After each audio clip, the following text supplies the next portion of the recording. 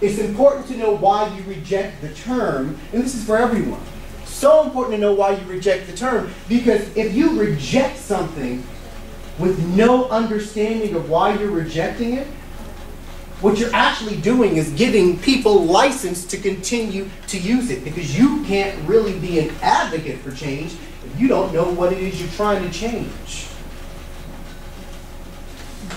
I don't like nigga because to me, I'm a little older, nigga is a derivative of nigger. And my mother, who was born in 1950 and brought up in Savannah, Georgia, was called a nigger and could do nothing about it.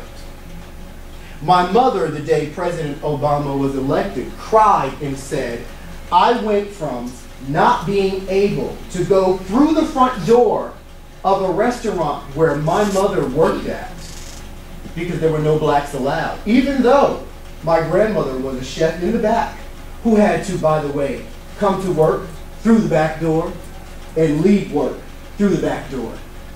And her daughter could not come there.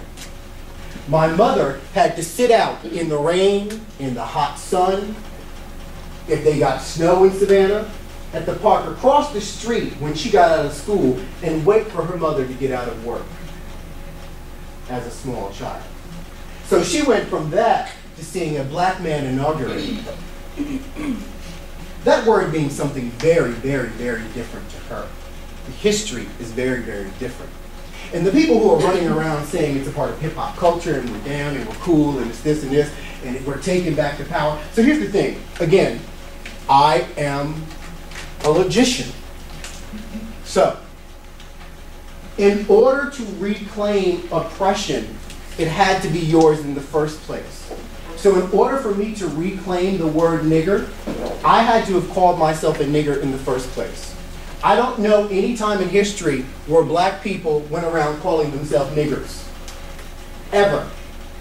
It was given to us. It was never ours. So for people to say today, well, we just owning it, what exactly are you owning? It's not yours to own.